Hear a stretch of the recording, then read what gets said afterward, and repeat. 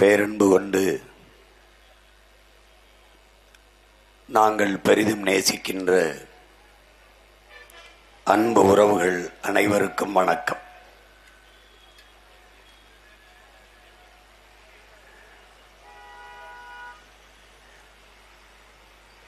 அநீதியைக் கண்டு அச்சம் கொள்ளாமல் துணிந்து எதிர்த்து நின்று போராடுகிறவன் எவனோ அவனே உண்மையான ஜிகாத் என்று இறைதூதர்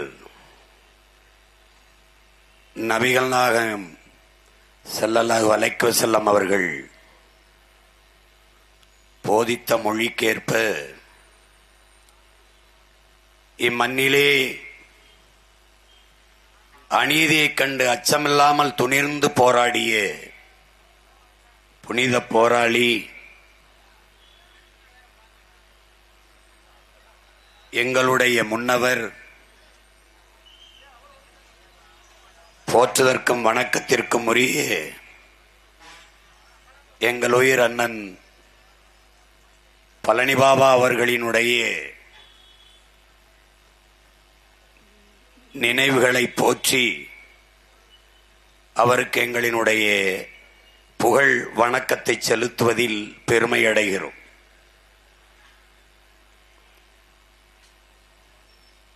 இங்கே இடைத்தேர்தலில் வாக்கு சேகரிக்க வந்த இடத்தில் பழனி பாபாவை பற்றி பேச வேண்டிய தேவை என்ன என்று என் உயிர் சொந்தங்கள் எண்ணக்கூடும். பழனி பாபாவை பற்றி தெரியாத மக்களின் வாக்கை வாங்கி நாங்கள் ஒன்றும் செய்ய போவதில்லை என்பதாலேயே அவரை பற்றி சொல்ல வேண்டியது எங்கள் பிறவி கடமையாக மாறி நிற்கிறது. இங்கே என்னுடைய தம்பி துரைமுருகன் அவர்கள் குறிப்பிட்டது போல என் அண்ணன் பழனி பாபா அவர்கள் இன்று இருந்திருந்தால் நான் அவரோடு நின்றிருப்பேன், அவரோடே சென்று இருப்பேன். இல்லை என்றால் அவருடைய தம்பி என்னோடு அவர் நின்றிருப்பார். இரண்டில் ஒன்று சத்தியமாக நடந்திருக்கும். நாங்கள் எனது ஊரில் இளையான்குடியில் படித்துக் கொண்டிருக்கிற போது எங்கள் ஊருக்கு என்னுடைய அண்ணன் பழனி பாபா அவர்கள் கூட்டங்களுக்கு பேச வருகிற போது பாபா அவர்கள் பேச வருகிறார்கள், மச்சான் நீ வர்றியா என்று என்னுடைய மைத்துனர்கள் ஜாகிர் ஹுசேன், அன்வர் பேக், தஸ்தகீர், பிஸ்மி எல்லாரும் அழைப்பார்கள். நான் அப்போது அவர்களோடு நின்று தூர நின்று அந்த தூயவனின் பேச்சை கேட்ட மகன்தான். அவன் முன்னெடுத்த அதே அரசியலை சற்று இடைவெளி விட்டாலும் அந்த இடைவெளி தூரமில்லாமல் மிக வேகமாக முன்னெடுத்து செல்கிறோம். நானும் என்னுடைய தம்பி தங்கைகளும்.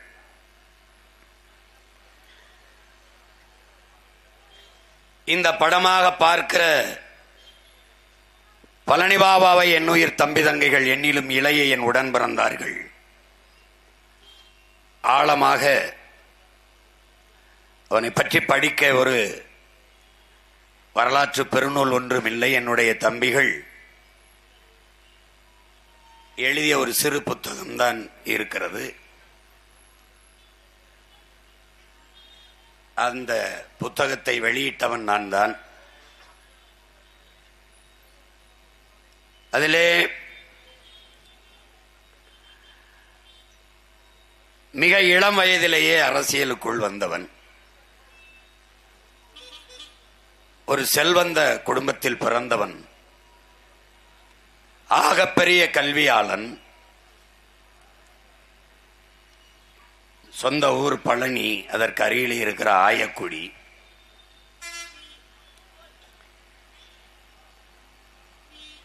இளம் வயதில் மிக மூத்த அரசியல் தலைவர்களுடன் தொடர்பு.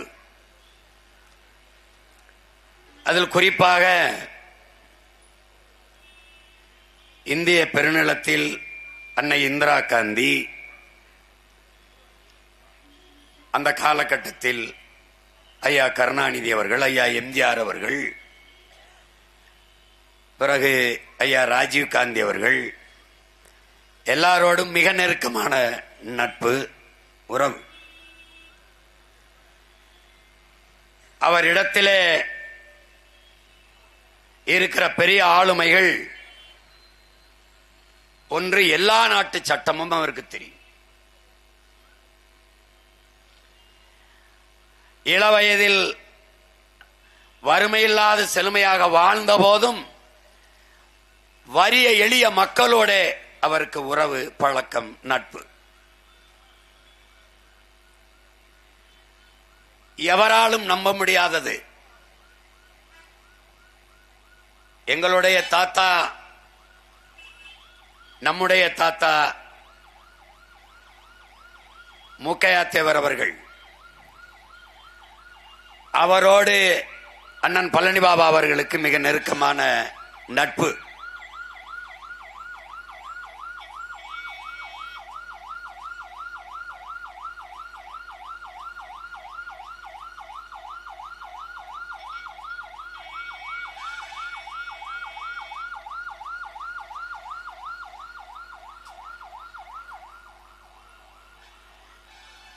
பாபா பாபா என்றுதான் தாத்தா மூக்கையா தேவர் அவர்கள் அண்ணன் பழனி பாபா அவர்களை அழைப்பார்கள்.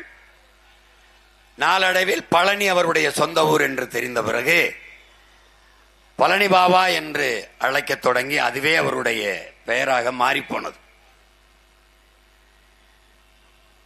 அவ்வளவு பெரிய மூத்த தலைவர், 2 முறை தமிழ்நாட்டினுடைய தற்காலிக சபாநாயகராக இருந்து பேரறிஞர் அண்ணா அவர்களுக்கும் ஐயா எம்ஜிஆர் அவர்களுக்கும் பதவி பிரமாணம் எடுத்து வைத்த பெருந்தகையவர். தெய்வ திருமகன் நம்முடைய தாத்தா முத்துராமலிங்க தேவருடைய வளர்ப்பு அவர் மூக்கையா தேவர் அவர்கள். அதனால் தேவர் தந்த தேவர் என்று எல்லோரும் அன்பாக அழைக்கக்கூடிய பெருமகனார் தாத்தா மூக்கையா தேவர் அவர்கள்.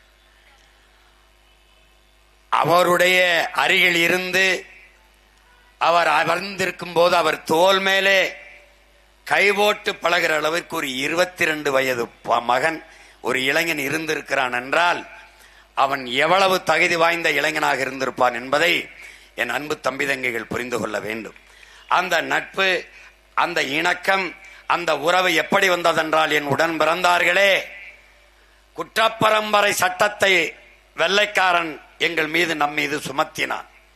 அவன் சுமத்த காரணம், வடக்கே அவன் கொஞ்சம் கொஞ்சமாக தன்னுடைய அதிகார எல்லையை விரித்து வருகிற போது தென்புலத்தில் நுழைவதற்கு இடையூறாக இருப்பது, எளிதாக மதம் சாதியாக பிளந்து போட்டு வந்த அவன் தமிழர் நிலத்திற்குள் நுழையும் போது தடுமாறுகிறான். எப்படி நுழைவது என்று யோசிக்கிறான். இந்த இடத்தில் எதிர்த்து எவனவன் மூர்க்கமாக போரிடுவான் என்ற பட்டியலை எடுக்கிறான். அதிலே முதலில் வந்தவது பிரமலை கல்லர், ஆதி தமிழ்குடி குறவர், வேட்டுவ கவுண்டர், இப்படி பல்வேறு சாதி பிரிவுகளை, குடிப்பிரிவுகளை எடுக்கிறான். எல்லோரும் மீதும் குற்ற பரம்பரை சட்டத்தை திணித்து கைரேகை சட்டத்தை வைக்கிறான். காலை மாலை இருவேளையும் காவல் நிலையத்தில் வந்து கைரேகை வைக்க வேண்டும். அது கர்ப்பிணி பெண்ணோ, புதிதாக மனம் முடித்த இளம் தம்பதியரோ, வயது முதிர்ந்தவர்களோ கணக்கில்லை. பட்டியில் அடைத்து ஆடி மாடுகளை வைப்பது போல மான தமிழ் மக்களை, மறவர்களை அடைத்து வைத்தான் வெள்ளைக்காரன். அந்த காலகட்டத்தில் அந்த கொடிய சட்டத்தை திணித்தான். வெள்ளைய ஏகாதிபத்தியத்தில் எதிர்த்து போராட எவருமில்லை. குரலற்ற மக்கள், முழுமையான கல்வியறிவு வந்து சேராத காலம், தவித்துக் கொண்டிருந்த காலத்தில் ஒருவன் எழுந்து போராடி கொண்டிருந்தான். அந்த காலகட்டத்திலே பெரிய எழுச்சியை அந்த போராட்டத்திற்கு உருவாக்க முடியவில்லை. அப்போது தென்புலத்திலே, ராமநாதபுரத்திலே, நாங்கள் பிறந்த மண்ணிலே தெய்வ திருமகன் ஒருவன் பிறந்திருந்தான். வெளிநாட்டில் படித்துவிட்டு வந்த ஒரு இளைஞன் அங்கே போராடி கொண்டிருக்கிறான். கைரேகை சட்டத்தை மிக மிக பின்னாடித்தான் மறவர் மீது அந்த சட்டத்தை வெள்ளையன் திணித்தான். அந்த நேரத்தில் ஒரு இளைஞன் கிளர்ந்து எழுந்து போராட தொடங்க அந்த செய்தி உசிலம்பட்டி பகுதியிலே போராடி கொண்டிருந்த தலைமையேற்றிருந்த அவருக்கு தெரிய வர, முத்துராமலிங்க தேவர் என்று ஒருவன் வந்திருக்கான், அவன் என்னுடைய வகுப்பு தோழன், அவரை அழைத்து கொண்டு வருவோம், அவன் படித்தவன், அவன் இந்த போராட்டத்துக்கு தலைமையேற்றால் சரியாக இருக்கும் என்று அழைத்து வந்து நம்முடைய தாத்தா தெய்வ திருமகன் முத்துராமலிங்க தேவரை தலைமையேற்க வைத்து அவர் தலைமையிலே மக்கள் கிளர்ந்தெழுந்து போராட தொடங்கினார்கள். அந்த போராட்டம் வீரியம் பெற்றது. அப்போது அந்த தலைவன் தன் முன்னாடி திரண்டிருந்த இளைஞர் படையை பார்த்து சொன்னார், இப்படி தன்மானத்தை இழந்து காலை மாலை இருவேளையும் காவல் நிலையத்தில் சென்று கைரேகை வைப்பதற்கு பதிலாக உங்கள் கட்டை விரலை வெட்டி எறியலாம் என்று சொன்ன ஒற்றை காரணத்திற்காக அந்த தலைவனின் கட்டளைக்கேற்ப கட்டை விரலை வெட்டி எறிந்த வீர தமிழ் மக்கள் இளைஞர்கள் பல ஆயிரம் பேர் எழுச்சியுற்று கிளர்ந்தது அந்த வீரமிக்க போராட்டம். அந்த போராட்டத்திற்கு ஆதரவாக தமிழ்நாட்டில் நின்ற ஒரே தலைவன் நமது தாத்தா சிவானந்தம் மட்டும்தான் என்பதை தமிழ் இளம் தலைமுறையினர் புரிந்து கொள்ள வேண்டும். அறிவார்ந்த தமிழ் சமூக மக்களே, ஐயா பெரியார் அவர்கள் வைக்கத்திலே போய் அங்கே தாழ்த்தப்பட்ட மக்களுக்காக போராடி வைக்கம் வீரர் என்று பட்டம் பெற்றார் என்று சொல்லி இன்று வரை வைக்கம் வீரர் என்று பேசிக் கொண்டிருக்கிறார்கள். அந்த வரலாறு என்ன? காங்கிரஸ் கமிட்டியின் அன்றைய தென் மாநில காங்கிரஸ் கமிட்டியின் தலைவராக இருந்ததால் வைக்கத்திலே அங்கே இருந்த தலைவர் பெருமக்கள் போராடிய போராட்டத்திற்கு நீங்கள் போய் பங்கேறுகள் என்று கட்சியின் மேல் தலைமை சொன்னதனால் போய் பங்கேற்றார், அவ்வளவுதான். ஆனால் வைக்கம் வீரர் என்று அவரை பாராட்டி கொண்டிருக்கிற பெருமக்களே, இந்த மண்ணிலே எங்கள் மீது குற்றப்பரம்பரை சட்டம் திணிக்கப்பட்டு கைரேகை வைக்கிற கொடுஞ்சட்டத்தை நாங்கள் சிக்கொண்டு அதில் அனுதினமும் அவமானத்தை அனுபவித்துக் கொண்டிருந்த போது அந்த போராட்டத்திற்கு அந்த சட்டத்திற்கு எதிராக ஐயா பெரியார் அவர்கள் எழுதிய ஒரு கருத்து, பேசிய ஒரு வார்த்தை ஒன்றும் கிடையாது, ஒன்றுமே கிடையாது. வேற ஒரு மாநிலத்தில் போய் அந்த மக்களின் மீது திணிக்கப்பட்ட சுமத்தப்பட்ட அவமானத்தை தொடத்தெறிய போராடி ஐயா பெரியார் அவர்கள் இந்த மண்ணிலே பெரும்பான்மையாக இருக்கிற தமிழ் மக்கள் மீது திணிக்கப்பட்ட இந்த கைரேகை சட்டத்தை எதிர்த்து ஏன் ஒரு கண்டனம் இல்லை, ஏன் ஒரு கருத்தில்லை? அந்த போராட்டத்திற்கு ஆதரவாக ஏன் ஒரு குரல் எழுப்பவில்லை? யாரிடத்தில் பதில் இருக்கிறது? யாரிடத்தில்? அந்த கொடுஞ்சட்டத்தை எதிர்த்து போராடி அந்த மக்களுக்கு விடுதலை பெற்றுக் கொடுத்த எங்கள் தாத்தா தெய்வ திருமகன் முத்துராமலிங்க தேவரை சாதிய குறியீடாக மாற்றியவன் எவன்? யார்? அந்த கைரேகை சட்டத்தை செல்லாது என்று சட்டத்தை கையெழுத்து போட்டு மாற்றியவன் புரட்சியாளர் அண்ணல் அம்பேத்கர். இது இரண்டு கடையிலே பெரியாரின் பங்களிப்பு என்ன இருந்தது? எங்கள் தாத்தா முத்துராமலிங்க தேவர் தெய்வ திருமகன் இறந்து போனார். பெருமக்களே, இந்த நாட்டில் அதற்கு ஒரு இரங்கல், ஒரு வருத்தம் தெரிவிக்காத ஒரே தலைவர் பெரியார் அவர்கள் தான். எல்லா கட்சி கொடியும் அந்த தலைவனுக்கு மரியாதை செலுத்த அரைக்கம்பத்தில் பறந்த போது ஒரே வரி கொச்சி கொடிதான் அரைக்கம்பத்தில் பறக்கவில்லை. அது ஐயா பெரியார் அவர்களின் திராவிட கழக கொடிதான் என்பதை தமிழ் சமூக தம்பிதங்குகள் நினைவில் வைத்துக் கொள்ள வேண்டும். எந்த இடத்தில் அவர் நமக்காக நின்றிருக்கிறார்? எந்த இடத்திலே? எவர் பெரியார்? எவர் பெரியார்? என் மீது சுமத்தப்பட்ட கைரேகை சட்டத்தை வேடிக்கை பார்த்துக் கொண்டிருக்கின்ற பெரியாரா? கிளர்ந்தெழுந்த கைரேகை சட்டத்தை தகர்த்தெறிந்த எங்கள் தாத்தா தெய்வ திருமகன் முத்துராமலிங்க தேவர் எமினத்தின் பெரியாரா என்பதை அறிவார்ந்த தமிழ் சமூக மக்கள் புரிந்து கொள்ள வேண்டும். எதற்காக இதை சொல்கிறேன்? கொடுஞ்சட்டம் எங்கள் மீது திணிக்கப்பட்டு பட்டியலே அடைத்து வைக்கப்பட்டிருந்த இடம், அந்த இடத்தை எங்களுடைய தாத்தா இந்த மூக்கையா தேவர் இளைய சிறுமகன் 22 வயது இளைஞனை தன் காரிலே ஏற்றி கொண்டு செல்லுகிற போது, பாபா இங்குதான், இந்த இடத்திலேதான் நம்முடைய மக்களை, நம்மளுடைய கள்ளர் சமூக மக்களை இங்குதான் பட்டியல் அடைத்து வைத்தது போக வெள்ளைக்கல்லன் அடைத்து வைத்து கைரேகை வைக்க வைத்தான் என்று சொன்னபோது அந்த இளைஞன் சொன்னது, தேவரே நீங்கள் கவலைப்படாம இருங்கள். எந்த இடத்தில் வெள்ளைக்காரன் நம்மை மக்களை அடைத்து வைத்து கைரேக வைக்க வைத்தானோ அதே இடத்திலே கல்லூரி கட்டி படிக்க வைத்து நம் மக்களை கையெழுத்து போடுகிற மக்களாக மாற்றுவோம் என்று சொல்லிவிட்டு வீட்டிற்கு சென்று தன் சொந்த நிலத்திலே 5 ஏக்கரை வித்துவிட்டு 5 லட்சம் ரூபாயை கொண்டாந்து தாத்தா மூக்கையார் தேவர் கையிலே கொடுத்து, இன்றைக்கு எங்களுடைய தெய்வ திருமகன் முத்துராமலிங்க தேவர் பேரிலே உசிலம்பட்டியிலே இருக்கிற கல்லூரி இவன் கொடுத்த காசிலே கட்டப்பட்டது என்பதை தமிழ் இளம் தம்பிதகையினர் தெரிந்து கொள்ளவில்லை என்றால் எனக்கு நீங்கள் வாக்கு செலுத்தி ஆகப் போவது என்ன இருக்கிறது?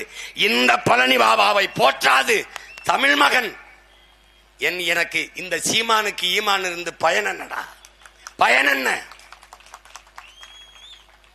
ஒரு கல்லூரி மட்டுமில்லை, என் உடன் பிறந்தார்களே, நான் பிறந்த கமுதியிலே அவன் கட்டியதுதான், திருநெல்வேலியிலே இவனும் என் தாத்தா மூக்கையத்தாவரும் கட்டியதுதான்.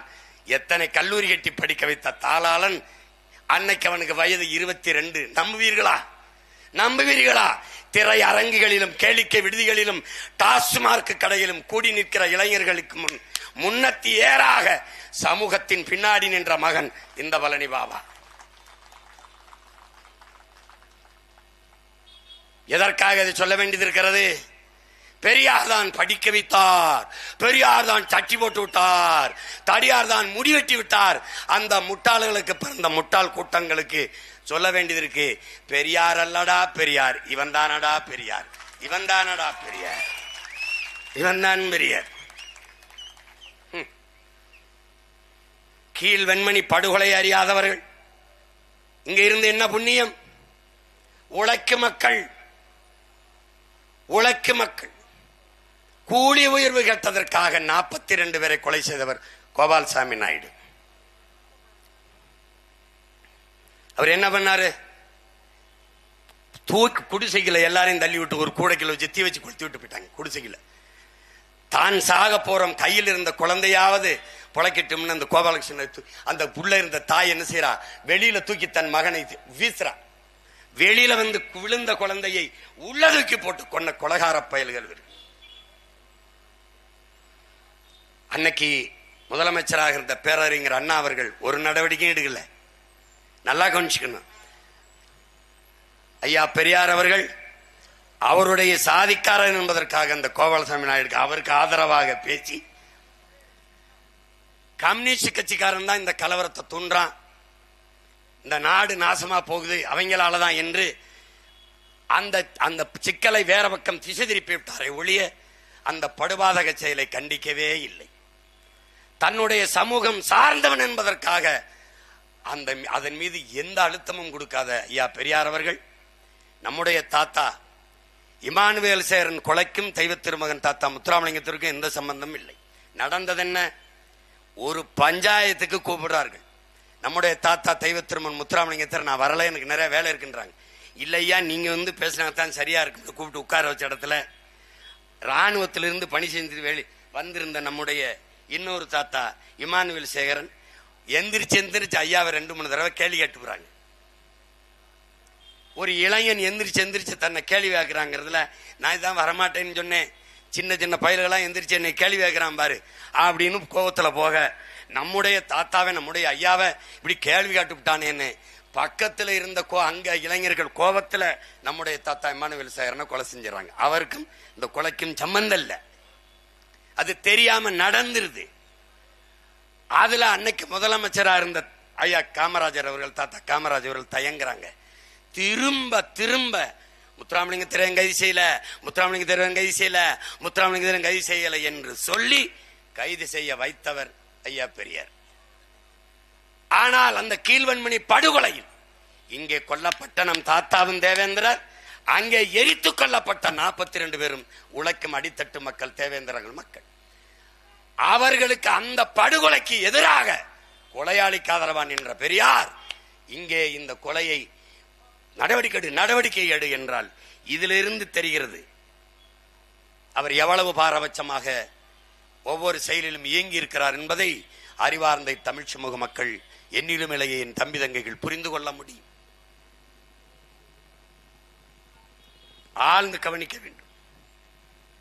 இஸ்லாமிய பெருமக்களின் தம்பி ஹுமாயூன் எல்லாம் சொன்னார்கள். என்னுடைய அன்பு சொந்தங்கள் ஒன்றை அறிந்து கொள்ள வேண்டும். நாடு விடுதலை அடைகிறது. விடுதலை போராட்டத்தில் எல்லோரும், நாட்டு குடிமக்கள் எல்லோரும் பங்கேற்கிறார்கள். அதிலே என்னிலும் இளைய என் தம்பி தங்கைகள் இந்த வரலாற்றை தெரிந்து கொள்ள வேண்டும். இங்கே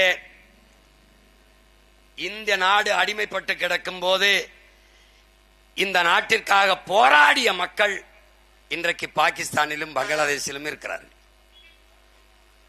முகமது அலி ஜின்னா அவர்கள் தலைமையில பெரும்பாலான மக்கள், இந்த நாட்டில் இவர்கள் வெறுக்கிற இஸ்லாமிய மக்கள், இஸ்லாமியர்களுக்கும் இந்த நாட்டிற்கும் என்ன சம்பந்தம் என்று கேட்கிற அந்த இஸ்லாமிய மக்கள் இந்த நாட்டில் அடிமைப்பட்டு கிடக்கிற போது இந்த நாட்டின் விடுதலைக்கு போராடியார். சிறைப்பட்டார்கள், வதைப்பட்டார்கள், மிதிப்பட்டார்கள். அவர்களெல்லாம் இன்று பாகிஸ்தான், பங்களாதேஷிலே இந்த நாட்டின் விடுதலைக்கு ஒரு போராட்டத்தையும் செய்யாதவர்கள் பாரதிய ஜனதாவிலும் பாராளுமன்றத்திலும். இதுதான் வரலாறு. நன்கு நீங்க கவனிச்சுக்கணும். இந்த நாட்டை 400 ஆண்டுகள் அடிமைப்படுத்தி ஆண்ட வெள்ளைக்காரன் இன்று இந்தியாவுக்கு நண்பன். இந்த நாடு அடிமைப்பட்டு கிடக்கும் போது இந்த நாட்டின் விடுதலைக்கு போராடிய பாகிஸ்தானையும் பங்களாதேஷில் இருக்கிற இஸ்லாமியர்கள் எதிரிகள். இந்த நாட்டில் விளையாட்டுக்காக IPL என்கிற ஒரு சூதாட்ட போட்டி நடக்கிற போது கூட அதிலே இவர்களை அடிமைப்படுத்தி ஆண்ட பிரிட்டிஷ்காரன் இந்த நாட்டில் விளையாட்டு வீரனாக வந்து விளையாட முடிகிறது.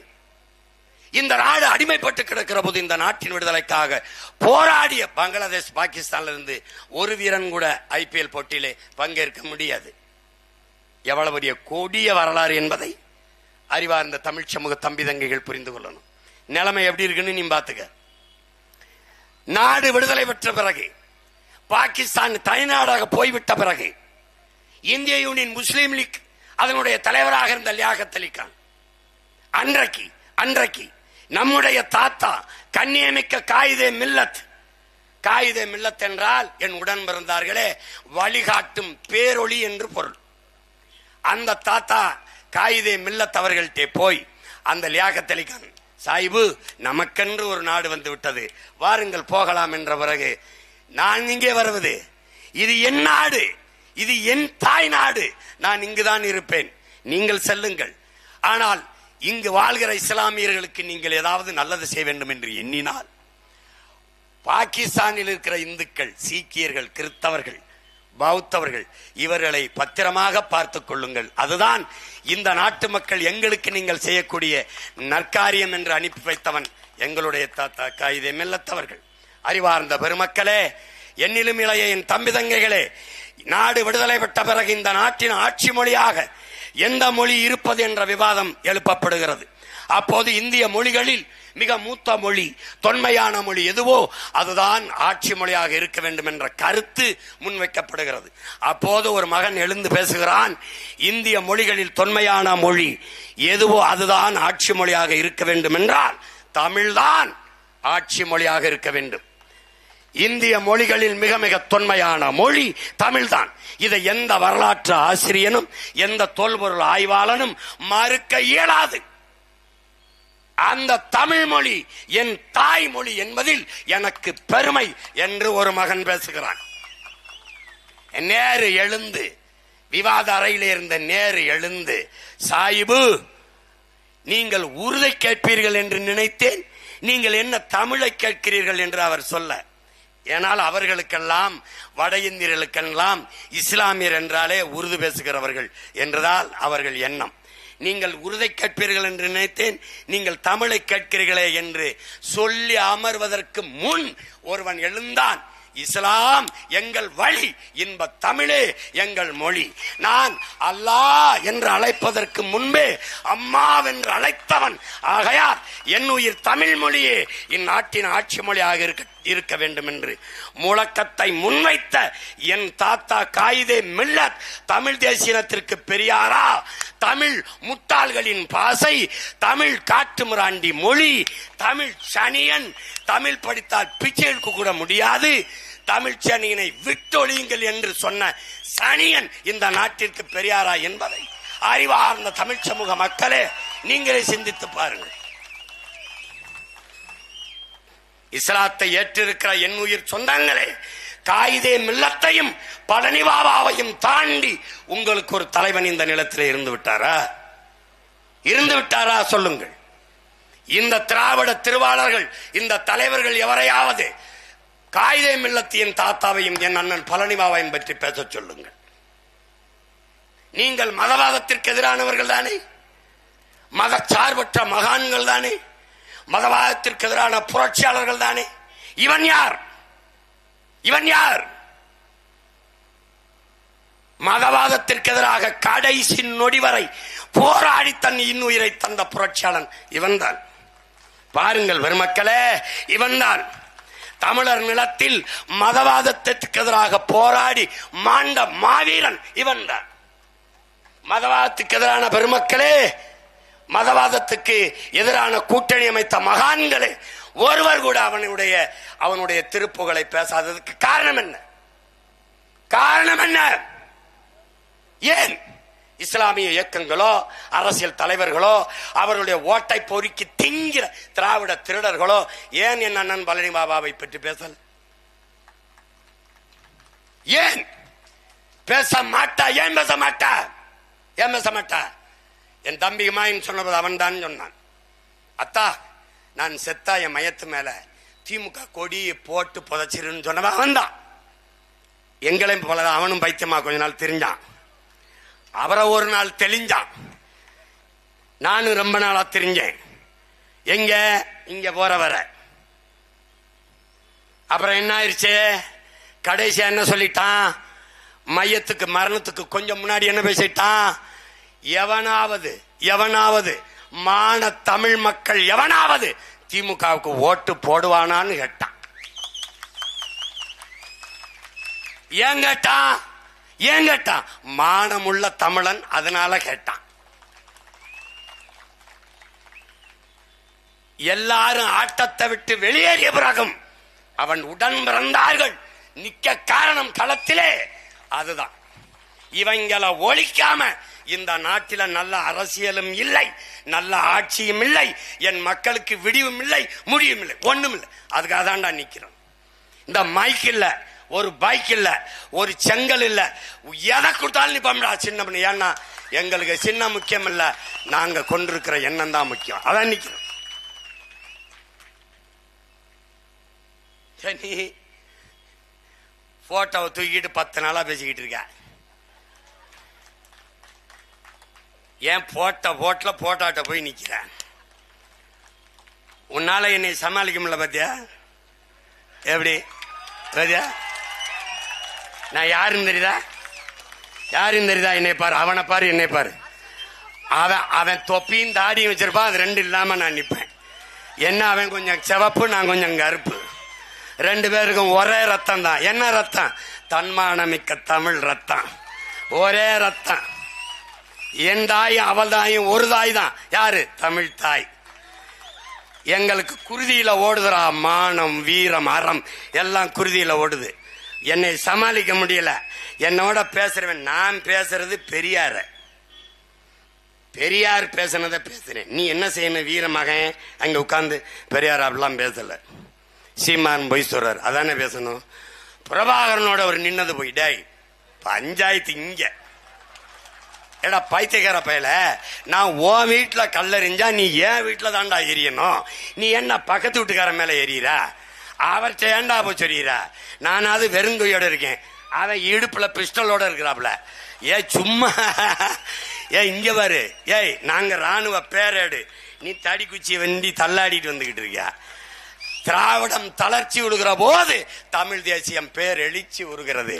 நீ சேட்டை செய்யக்கூடாது தம்பி. நீ வேற கேட்பது அவர் ஏங்க பிரபாகரன் முன்னுக்கு கொண்டு வர்றாரு அப்படின்னு. அவன் தானடா முன்னாடி நிப்பான். திராவிடத்தின் குறியீடு திருட்டு. திராவிடத்தின் குறியீடு பெரியார் என்றால் தமிழ் பேரினத்தின் பெருந்தலைவன், தமிழ் பேரினத்தின் பெருங்காவலன், தமிழ் தேசிய அரசியலின் அடையாளம், முகம், முகவரி எல்லாமே. நாம் தமிழர் கட்சிக்கு இல்லடாவன், தமிழ்நாட்டிற்கு மட்டுமல்லையாடாவன், உலகெங்கும் பரவி வாழ்கிற 13 கோடி தமிழ் தேசிய இனத்தின் தலைவனடாவன். அவன் எங்களுக்கு உருவம் அல்லடா, உலகம். அவன் எங்களுக்கு பேரல்லடா, வரலாறு. அவன் தானடா என் இனத்தில் அவன் தானடா அடிமை வாழ்வினும் உரிமை சாவு மேலானது என்று சொல்லிக் கொடுத்தவன் அவன் தானடா. சரணடைந்து வாழ்வதிலும் சண்டையிட்டு சாவது மேலானது என்று போதித்தவன் அவன் தானடா. நான் வீழ்ந்தாலும் சரி, என் இனம் எழுந்தால் போதும், நான் செத்தாலும் சரி, என் இனம் வாழ்ந்தால் போதும் என்று நின்றவன் அவன் தானடா. அவன் பின்னால் தானடா மான தமிழ் மக்கள், மான தமிழச்சி மாறிலே பால் குடித்த வீர பெருமக்கள். வீரனின் பின்னாடி தான்டா நிப்போம். உனக்கு என்ன பிரச்சனை? அவனை எதிர்கொள்ள, என்னையவே எதிர்கொள்ள முடியல. நீ அவனை போய் பார்க்கிற, அவன்கிட்ட போகாத. நீ பெரியார், உன் பெரியார் வச்சுக்கிறது வெறும் வெங்காயம். ஏன் தலைவன் கையில வச்சிருக்கிறது வெடிகுண்டு. இங்க பாரு, நீ பெரியாரின் வெங்காயத்தை என் மேல வீசு, நான் என் தலைவன் தந்த வெடிகுண்ட உன் மேல வீசுறேன். என்ன நடக்கும்னு பாரு. ஏன் வச்சிருக்கேன்னு வீசல, வீசனா என்ன ஆவாயின்னு பாத்துக்க. நீ இங்க வர, உன்னைய புதைச்ச இடத்துல புல்லு கூட முளைக்காது. Be careful. சேட்டைய வேற எங்கேயாவது வச்சுக்க தம்பி. 1 கோடி எருமலை அடைகாத்த நெருப்புன்னு என் தலைவனை சொல்லுவான். அந்த நெருப்பு உமிழ்ந்து இருக்கிற துகள்கள் இங்க கூடியிருக்கிறவெல்லாம் பத்த வச்சு எரிச்சு விட்டு போயிட்டே இருப்பான். தம்பி, நீ என் இன பெருமையை, என் இன அடையாளத்தை, என் மொழியை, என் இன வரலாறை நீ திராவிட குப்பையை போட்டு 50 ஆண்டுகளாக மூடி வைத்திருந்தாய். பிரபாகரன் என்னும் பெருநெருப்பை கொண்டு வந்து அவன் பிள்ளை சீமான் பத்த வச்சு திராவிட குப்பையை எரித்துட்டாண்டா. தமிழ் தேசிய அரசியல் தீ பற்றி எரியுது தமிழன் நெருங்க. என்னை எதிர்கொள்ள முடியல. வாங்க அப்பா மகன் இங்க வந்து பேசு. நான் இந்த தெருவில் பேசுறேன், அந்த தெருவில் பேசுங்க. அதை பற்றி விழுப்புரத்தில் பேசுறது, திண்டிவனத்தில் பேசுறது, அந்த வேலையெல்லாம் இங்க வரணும், இங்க வரணும்.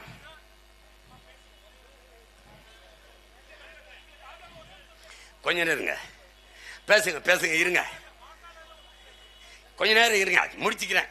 தம்பி, நெருப்பு எரியும் போது குறுக்க வரக்கூடாது.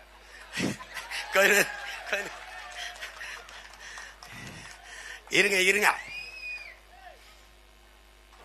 நமக்கு ஆதரவா தான் பேசணும்னு நினைக்கிறாரு, ஒரு வாக்காளரா பேசணும்னு நினைக்கிறாரு.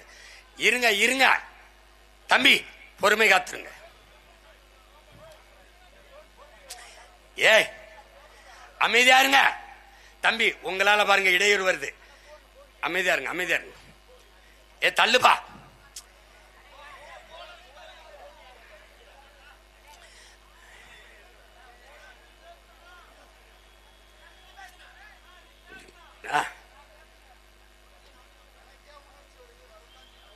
உட்காரு உட்காரு.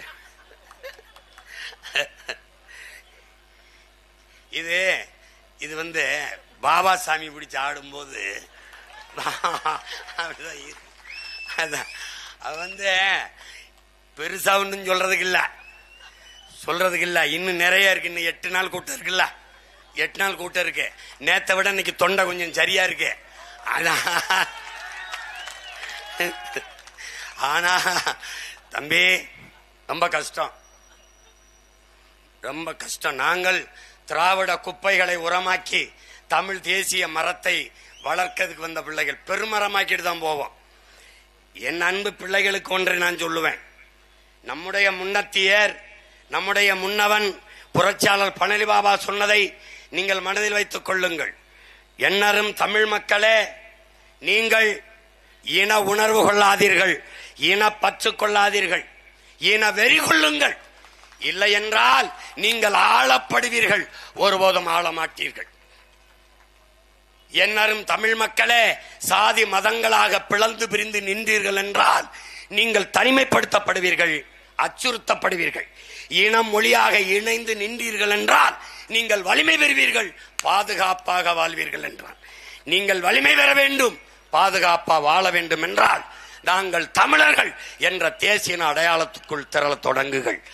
இனிமேலாவது என் அன்பு மக்களே, வாங்கு சொல்லுகிற போது அந்த வாங்குமொழியை ஏக இறைவன் அல்லாஹ் கேட்டு அருள்வாளிப்பான் என்று நம்புகிற என் மக்கள், அதே நம்பிக்கையோடு இந்த எளிய பிள்ளைகள் இருகரமும் ஏந்தி ஏக இறைவனிடம் துவா செய்கிறோம். அல்லாஹ் எங்கள் இந்த பிள்ளைகளின் மனவழியையும் குமுறலையும் ஆதங்கத்தையும் அறைகூவலையும் கொஞ்சம் கேட்டு எங்களுக்கும் கொஞ்சம் அருள் கொடுங்கள்.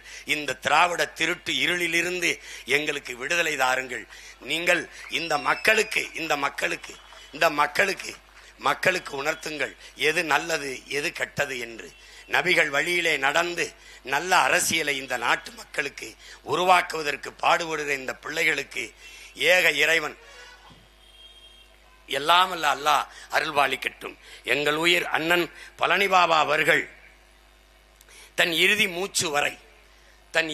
மூச்சு வரை இந்த மண்ணுக்கு மக்களுக்குமாக உழைத்த மகத்தான மகன். அறிவார்ந்த பெருமக்களே, உங்களிடத்திலே ஒன்றுதான் சொல்வேன். மதவாதத்திற்கு சீமான் பெரியாரை எதிர்ப்பதென்பது மதவாத சக்திகளுக்கு ஆதரவாக போய்விடும் என்று பேசுகிறார். என்னை மட்டுமல்ல, இங்கே கூடியிருக்கிற என் தம்பி தங்கையில் தெரிந்து கொள்ளும்ல, என்னை மட்டுமல்ல, இவர்கள் ஐயா பெரியார் எத்தனை ஆயிரம் ஆண்டுகளுக்கு முன்பு தொல்காப்பியம் என்ற இலக்கண நூலை எழுதி வைத்த நம்முடைய மூதாதை தொல்காப்பியனை ஆரியன் அடிமை என்கிறார். நான் நேத்து வந்தவைய அவரே ஆரியன் அடிமைங்கிறான். வடவேங்கடம் தென்குமரை ஆயிடை தமிழ் கூறும் நல்லுலகு, சேயோன் மேய மாயோன் மேய காடுரை உலகு, சேயோன் மேய மைவரை உலகு, வேந்தன் மேய பெருமணல் உலகு, வர்ணன் மேய தீம்புணல் உலகு என்று 5 நிலங்களை பகுத்து தந்த வருமகனார் தொல்காப்பியனையே ஆரிய அடிமை என்கிறார். பிறப்பு ஒக்கும் எல்லா உயிருக்கும் என்றார் இல்லையே. மறைமொழியாளர் நம்முடைய வள்ளுவ பெருமகனாரை ஆரிய கூலி என்கிறார். கம்பனை, கபிலரை, இளங்கோவை ஆரிய கூலி என்கிறார். கடைசியாக என்னுடைய அருமை பாட்டன், உன்னுடைய அருமை பாட்டன், அரசனுக்கு அரசன் பெருவுடையார் கோயிலை கட்டித்தந்த பெருமகனார் நம்முடைய அருண்மொழி சோழன் நம் பாட்டனை ஆரிய கூலி என்கிறார். நாமெல்லாம் ஆரிய கூலி. பெரியார் யாரென்றால் திராவிட கூட்டாளி, ஆரிய கூட்டாளி மட்டுமல்ல, அவர் ஆரிய அடிமை மட்டுமல்ல, ஆங்கிலேய அடிமையாகவும் வாழ்ந்திருக்கிறார்.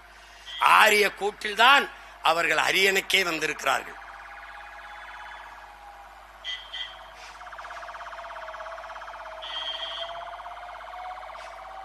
இது புது மாதிரி சத்தம் போடுத, இது என்னன்னு தெரியலையே. இது திராவிட ஆம்புலன்ஸா இருக்குமோ? இருக்கலாம்.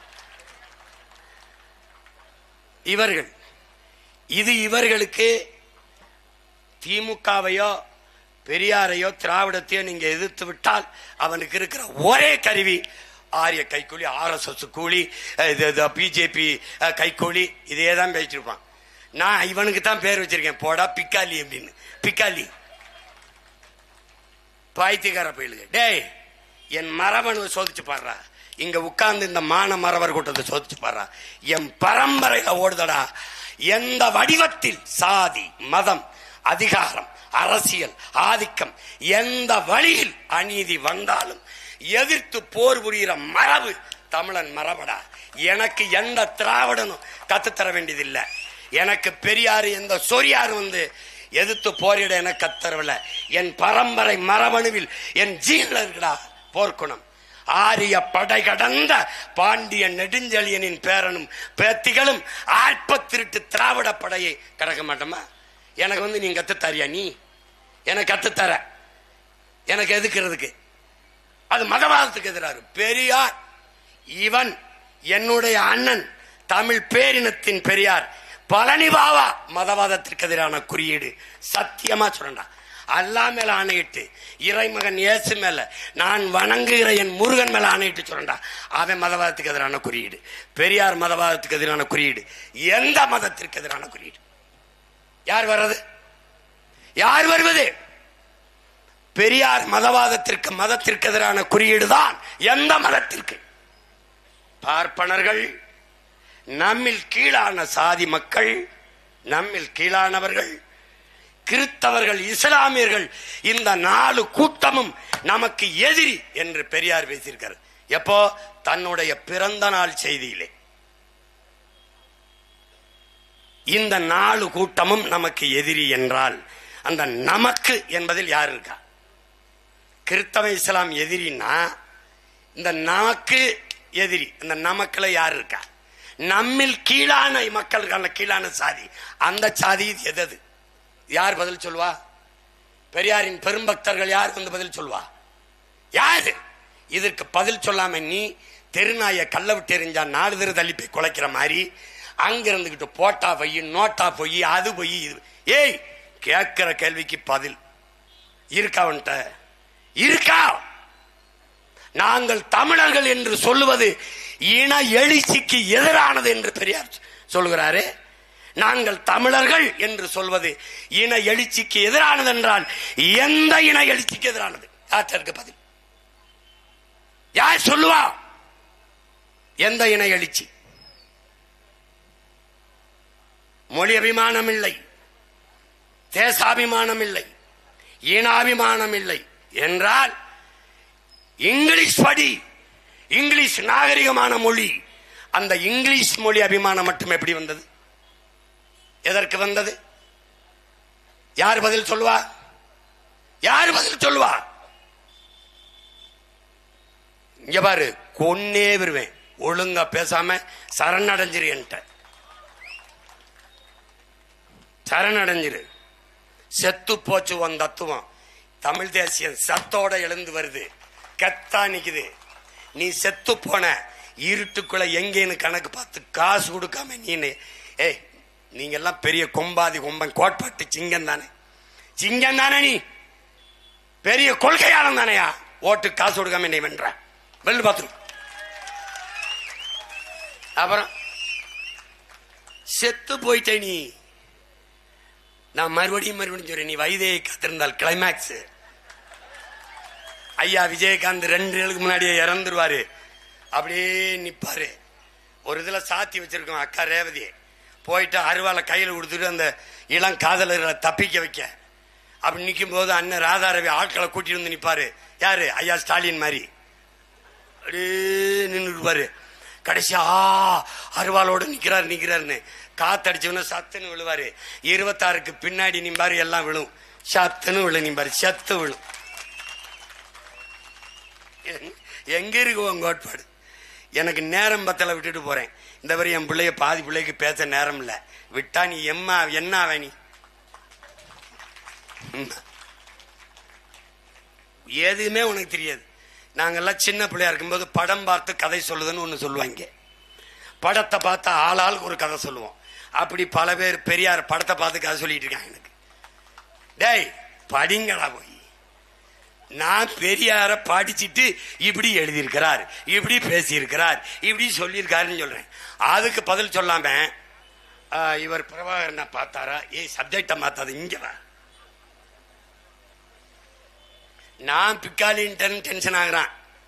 நம் மதிப்பிற்குரிய ஐயா ரஜினிகாந்த் அவர்கள் அண்ணாத்த படத்துல என் தம்பி இதுகிட்டு துறையிட்ட கூட சொன்னேன். அண்ணாத்த படத்துல என் தம்பி சூரிகிட்ட பேசுறா. அப்படி மாப்பிள்ள நம்ம எத்தனையோ பேரை அடிச்சான், அப்போலாம் வராத பேரு இந்த பிக்காளி பையில அடிச்ச உடனே ரொம்ப பேராயிருச்சுப்பா அப்படிங்கிறாப்ல.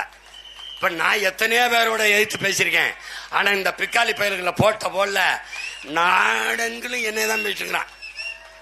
இங்க பாரு, சிவ சிவ சிவ சிவ நமச்சிவாய நமச்சிவாய விட்ட சீமான் சீமான் சீமான் நாசமா போக, சீமான் நாசமா போக, இதான் பேசிட்டு இருக்கிறான். என் பேரை உச்சரிக்காதவன், என் தலைவன் பேரை பேச பயந்தவன், பேரையே சொல்லக்கூடாது நினைச்சவன் இன்னைக்கு டிவி உட்காந்துக்கிட்டு பிரபாகரன் பிரபாகரன் பிரபாகரன் இருக்கான். ஆனா உங்களுக்கு ஒண்ணு வச்சிருக்கேன். நாங்கள் தந்தை பெரியார் யாரை வர அவர்கள் திரு பிரபாகரன் அவர்கள். டேய் பிச்சு பெருமை உங்களை அயோக்கியா பயன்களா. பெரியார நாங்க வந்து தந்தை பெரியார்னு சொல்லிடுறோம். இவர்கள் திரு பிரபாகரன். டேய் மேதகு தலைவர் அவர்கள். எப்படி மேதகு தலைவர் அவர்கள்? தலைவர் பிரபாகரன், குறைஞ்சபட்சம் அதையாவது சொல்லணும். தலைவர் பிரபாகரன் முடியலைன்னு வச்சுக்க, திரு பிரபாகரன் போட்டா மிஸ்டர் ஈவேரா, திரு கருணாநிதி அவர்கள், அப்படிதான் நாங்க சொல்லுவோம்.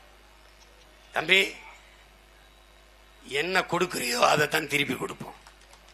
நீ மரியாதையா பேசி பழகு. இப்பதானே படத்தை காட்ட ஆரம்பிச்சிருக்க, இப்ப திரு போட்டிருக்க, கொஞ்ச நாளைக்கு அப்ப திரு திரு திரு திருன்னு போடுவ. எப்போ எப்போ? சரியாக 1.5 ஆண்டுகளுக்கு பிறகு 2026 மே மாசம் தேர்தல் முடிஞ்சு ஓட்டு எண்ணும் போது நீயே மேதகு வேலுப்பிள்ளை பிரபாகரன் அவர்கள் பேசிடுவ, பேச வைப்பேன். டேய், ரொம்ப காலமா ஒரு முருகனை கும்பிட்டுக்கிட்டு இருந்தான், நான் ஒரு முருகனை வரைஞ்சேன், எப்படி பண்றாரு பாருங்கண்ணா. இப்ப எல்லார் வீட்லயும் ஏன் முருகன் தான் இருக்கான். நீ ரொம்ப நாளா பேசிக்கிட்டு இருந்த, இப்ப எல்லார் வீட்லயும் என் தலைவன் தான் இருக்கான். எல்லாருடைய அலைபேசியிலையும் வீட்டு முகப்பிள்ளையும் எல்லார் வீட்டில் பிறக்கிற பிள்ளையும் பிரபாகரன் என்று பெயர் தாங்கி பிறக்குது. எழுதி வச்சுக்க, இன்னும் சரியாக 10 ஆண்டுகளில் தமிழ் பேரினத்தில் என் பிரபாகரன் என் தலைவன் பெயர் தாங்கியே பெரும்படை நிக்கி நீ ஒன்னும் பண்ண முடியாது. இமிகிரேஷன்ல பார்க்கும்போது என் மகன் சின்னவனுக்கெல்லாம் மாவீரன் பிரபாகரன், அவனை கூட விடுவான். ஃபாதர் நேம்னு ஒண்ணு இருக்குல்ல, சீமான், முடிஞ்சது கதை. அதே மாதிரி இங்க ஒவ்வொருத்தர் பிரபாகரன் பார்க்கும்போது என்னங்க இந்த நாட்டில் எல்லாருமே பிரபாகரன்னா அவன் என்ன முடிவு பண்ணுவான்? Not a terrorist, Tamil national leader. எப்படி வரும்?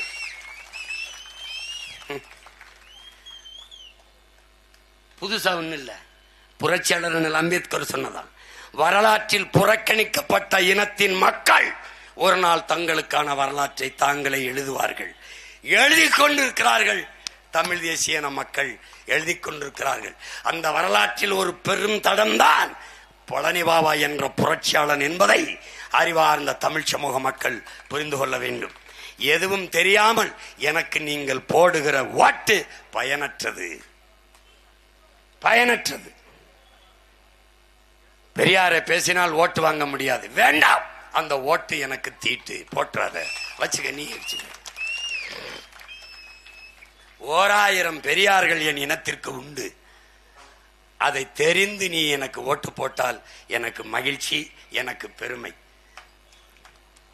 நடமாட விட மாட்டோம் சொன்னவெல்லாம் எங்கிட்டு நடமாடிட்டு இருக்கான்? போ, எங்கிட்டு இருக்கான்? கொஞ்சம் முன்னாடி வா. எது ஒன்றுக்கு உனக்கு பதில் இருக்கு தம்பி. அடிமைப்படுத்தப்பட்ட இனமும் அடிபட்ட புலியும் எழுச்சி கொண்டால் எவன் எதிர் நிற்க முடியாது. நாங்கள் அடிமைப்பட்ட இனம் மட்டுமல்ல, அடிபட்ட புலிகள் எழுந்து நிற்கிறோம். யாரும் குறுக்க வந்துடாத. அண்ணன், தம்பி, மாமா, மச்சான், சித்தப்பா, பெரியப்பா எவனும் பார்க்க கிடையாது. போயிட்டே இருப்போம். பாத்துக்க, கவனமா இரு. எங்க அண்ணன் நான் பெரிதும் மதிக்கிற, நான் ரொம்ப நேசிக்கிறேன் எங்க அண்ணன் திருமாவளவன் சொன்னதா என்கிட்ட சொல்றாங்க. சீமான் தமிழ்நாட்டுக்கு பேராபத்தான அரசியலை முன்னெடுக்கிறார் என்று. அதை நான் அப்படியே என் அண்ணன் பழனி பாபா அவர்களை நினைவு தினத்திலே ஏற்கிறேன். நான் உண்மையிலேயே பேராபத்தான அரசியலை முன்னெடுக்கிறேன். திராவிட திருவாளர்களுக்கு பேராபத்தான அரசியலை, இதுவரை என் நாட்டை, என் மக்களை ஏமாற்றி சுரண்டி கொளுத்த திராவிட திருடர்களுக்கான பேராபத்தான அரசியலை முன்னெடுக்கிறேன் என்பதில் என் தலைவனிலும் என் அண்ணன் பழனிபாபா மேலும் உறுதியிட்டு சொல்கிறேன். என் அரசியல் ஆபத்தானது திருட்டு திராவிடர்களுக்கு. புரட்சி எப்போதும் வெல்லும். என் உடன் பிறந்தார்களே, பேரன்பு மிக்க என் பெற்றோர்களே, இந்த களத்தில், இந்த நிலத்தில் உங்கள் மகன் என் உடன் பிறந்தால் சீதா லட்சுமியை வேட்பாளராக நிறுத்தியிருக்கிறேன். இவள் உங்கள் மகள், உங்களுக்காக வந்தவள். இவளுக்கு உங்கள் மதிப்புமிக்க வாக்கை செலுத்தி வெற்றி பெற செய்யுங்கள். அவளின் வெற்றி என் வெற்றி இல்லை, என் தங்கையின் வெற்றி இல்லை, தமிழ் பேரினத்தின் வெற்றி, தன்மானமிக்க தமிழ் இனமானத்திற்கான வெற்றி என்பதை உணர்ந்து உங்கள் மதிப்புமிக்க வாக்கை மைக்கு சின்னத்திலே செலுத்தி என்னுயிர் தங்கையை வெற்றி பெற செய்யுங்கள். புரட்சி எப்போதும் வெல்லும். நம் வெற்றி நாளை அதை சொல்லும். இலக்கு ஒன்றுதான், இனத்தின் விடுதலை. இனம் ஒன்றாவோம், இலக்கை வென்றாவோம். தமிழ் தாய் வாழ்க, தலைவர் பிரபாகரன் வாழ்க, புரட்சியாளர் பழனி பாபா அவர்களின் பெரும்புகள் ஓங்குக. நாம் தமிழர்.